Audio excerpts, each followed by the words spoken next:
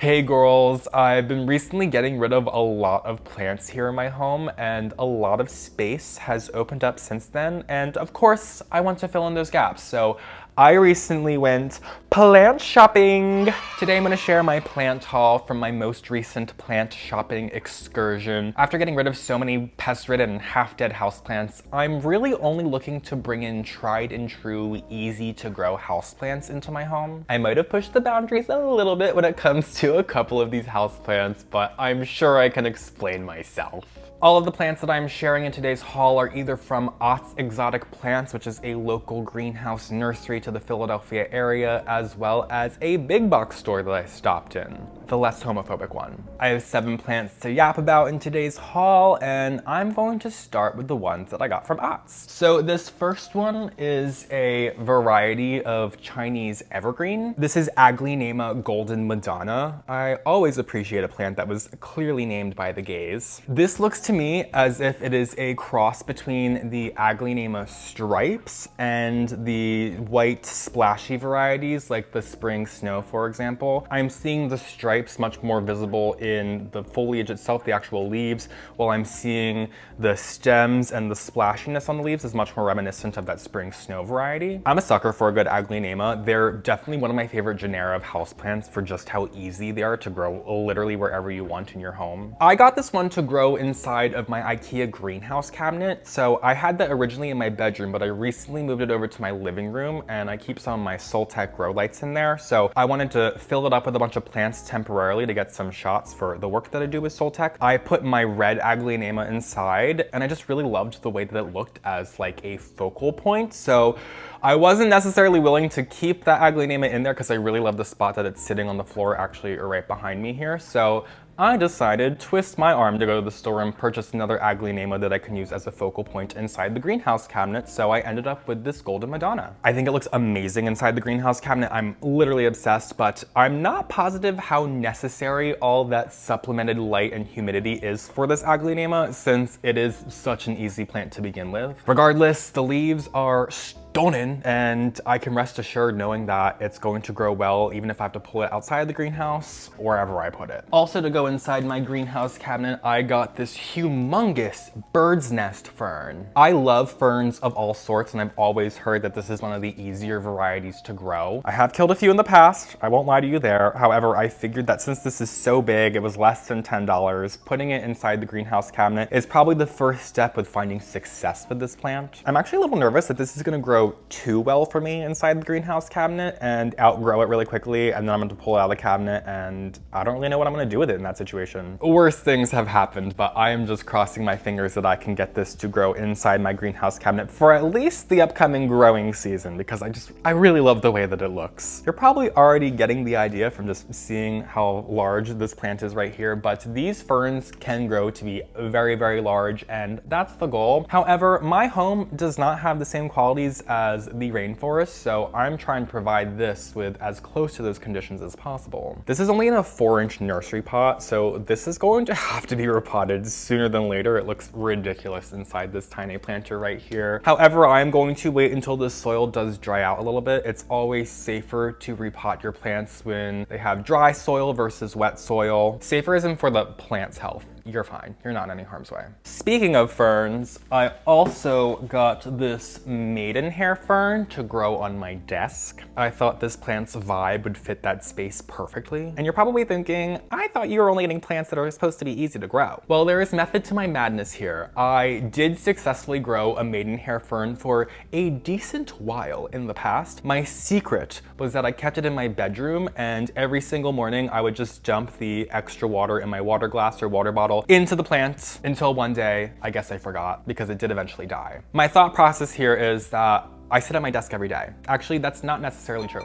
I like to pull my computer from my desk and sit at my kitchen table because I feel like I'm working if I'm sitting at my desk. I feel like I trick myself if I'm doing my work at the kitchen table. Anyway, I have to go to my desk every day to get to my computer. So I'm going to see this plant every day, and then I can give it water if it needs to. Also, once I do pot it up inside this planter, which I should probably do sooner than later, this larger planter that's made of the glazed ceramic is going to keep that moisture locked inside. So I think this is going to suit this fern as best as I possibly can. But if it does die, it was like $5. So I can easily replace it with another Maidenhair Fern, or maybe something that's a little bit more hardy. And while the foliage is very fragile on these plants, their root systems are pretty strong. So if I do forget about this plant for a little too long and all this foliage crisps up and dies, I can cut the plant all the way back to the soil, give it a good watering, maybe even consider putting it inside like a glass cloche or a clear Ziploc bag, and this plant might grow back before I know it. It might take a long time before it looks as it does right now, but it's still not a lost cause. So ferns are difficult plants, but they're fragile, but they are stronger than we think. Let's put it that way. And the last thing that I got from Otts is this Monstera Deliciosa, just a plain one. When I've been doom scrolling for work on Instagram, I keep seeing this creator who has a bunch of plants growing on top of their cabinets. If I could remember who this creator was, I would let you guys know, but I can't remember for the life of me. Anyway, one of the plants that they have on top of their cabinets is a Monstera Deliciosa, and I just think it looks so damn good. And every time I see these posts, I'm thinking, how are these plants thriving up on top of these cabinets? It's so dark. There's like 2 feet above the cabinet to the ceiling. It's just chock full of plants. Anyways, I also grow plants on top of my kitchen cabinets, but I have a secret weapon. Not only is there a skylight right nearby, but there is also a track lighting system that I have in my kitchen, and I use the Soltec Highland grow lights to illuminate the plants that I have on top of my kitchen cabinets, and recently over onto my kitchen counter, the trees that I have growing on my kitchen counter. If you're curious, I will leave those lights linked in my description below, and you can use code phillyfoliage to save 15% and earn me some commission if you do want to go ahead and make any purchases. Wink. Those lights supplement my plants with the light that they require to thrive, and I was inspired by seeing this creator's plants on top of their cabinets with the Monstera Deliciosa that just looks so beautiful that I decided I have to get one for myself to grow up there. It's still on the smaller side, but once it grows a couple more leaves and gets those signature splits that the leaves get, I think this is going to be much more accomplishing my vision. And I'm even feeling inspired by this creator to add some like trailing plants on top to kind of have the vines just like laying across the top of my cabinets, not trailing off the side or anything. I don't want them to get in the way, but just lushing up the space up there and covering up the planters a little bit. There's a lot that I can do with this space above my cabinets. I'm just really looking for some inspiration right now, and I'm feeling it. I'm feeling it lately. I still have to pick a planter out for it. I feel like I could use something really cute rather than just the terracotta planter that I have sitting in it. A Monstera is not the most showy plant foliage wise, besides the splits in the leaves. I think that's the biggest thing it has going for it. So a nice ceramic planter, even just a plain colored ceramic planter, is going to treat it better than just a standard terracotta planter. Also will allow the soil to sit a little bit more moist, which maybe I would prefer because it's going to be on top of my cabinets and I don't get up there to water them as often as I water the plants that are on my windowsill or on the shelf or behind me, or just easy for me to get to without a stepladder. I am mildly vertically challenged, so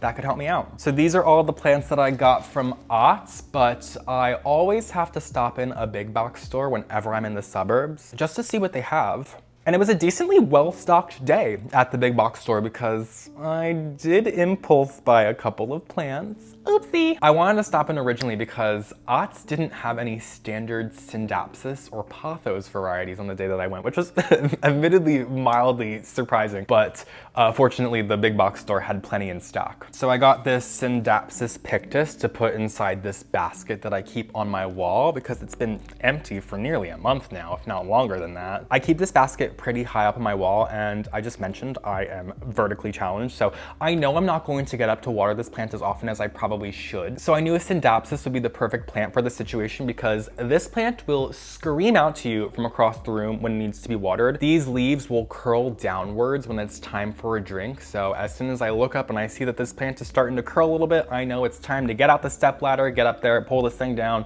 throw it in the shower, throw it in the sink, wherever I want to put it to give it a full saturation before I go ahead and hang it back up. Plus, these plants grow insanely fast, so I feel confident that by the summertime, this is already going to have a decent waterfall of Scindapsus trailing in front of this basket and kind of enveloping it, which I think is going to look really nice. I also didn't have one of these anymore. This is a plant that, like, at one point I had at least 5 of them around my home just trailing every which way, and I don't know what happened to those. Maybe I gave them away, maybe I killed them, maybe I just threw them out because they weren't weren't looking so good. I have no idea, but something happened and I no longer had any Scindapsus in my home, and that's practically a sin, so I had to go ahead and bring this one home with me. I'm keeping this inside its plastic nursery planter. The last issue I had with this basket was that I had a pothos in here inside a 4-inch terracotta pot. It just dried out so fast, I wasn't able to keep up with it, and of course, it met its demise. So this inside its plastic nursery planter is going to hold on to moisture a little bit longer. It's just there's no saucer inside here, so I'm always gonna have to pull it out rather than just water it, but I don't think I would wanna just water this inside the basket anyway. That just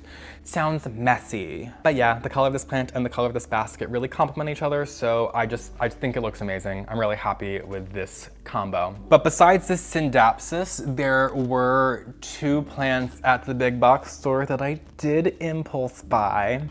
Oh my god, this is so heavy. The first one is this Monstera siltepecana. I think I should just pull it out of the basket. It was in one of those hanging baskets, the like $20 hanging baskets that they'll have hanging up all over the garden center at the big box stores. I was going back and forth in my head for a couple of minutes whether or not I should bring this home, because I have grown this a couple times in the past, not too successfully, if I remember correctly. However, I know in my heart of hearts that I was not giving this plant the care that it required. Even though it was an impulse buy, I did need should be in quotes, a plant to go on top of my greenhouse cabinet, to go underneath my Soltec aspect light that I have hanging up there. And I figured that would be my best bet in successfully growing this plant. Plus it was only $20 for an amount of Monstera siltepecana that I feel like just a couple of years ago would have been worth well over $100. I'm sure there's still plant stores now that are selling 4-inch pots of this for over $20. So this giant pot of it just felt like an opportunity that I couldn't turn down for $20. This isn't the most remarkable plant visually, but I do love me a trailing houseplant, so that this does form a nice waterfall of Monstera siltepecana, I would be one happy boy. And finally, right before I was checking out at the big box store, they had one of those racks of plants. This is an impulse rack for me, I guess, because I unfortunately saw this Hoya cumingiana hoop and I couldn't leave the store without it. And I'm happy I didn't, because it looks so good on my desk. Even the planter is adorable. However, I might change it out eventually. It doesn't really help that this has UJ imprinted on the planter. If you know, you know. I had never seen this variety of Hoya available in store before. I'm sure it's only a matter of time until like practically every Hoya is available in stores. But this on a hoop at a big box store, it was just something I literally couldn't imagine not bringing home with me. I'm a sucker for these kinds of plants. I'm always trying to trellis my Hoyas as soon as I possibly can in my home using bamboo hoops, but they're not round like this. They're more of the like U-shaped hoops. So I really just adore this round hoop. I think it looks so amazing. You can see the end of one of the vines right here. It does have 2 vines that are coming out of the planter, and this was less than $20. I feel like back when I was working at the houseplant store, something like this would sell for at least like $45, even in a 4-inch pot. With the planter included, there's no way it would have been less than that. So for less than $20, it felt like it was practically free. I'm obviously pretty happy with it. Besides walking by the roaming plant markets here in Philadelphia, I really haven't gone plant shopping in a pretty long time. And it's been even longer since I've had space to actually put new plants in my home. So I'm just looking to make my home feel like the jungle that I've always wanted, and bring in all these easy to grow plants that are going to grow exponentially for me and not just die slowly over the course of the next year.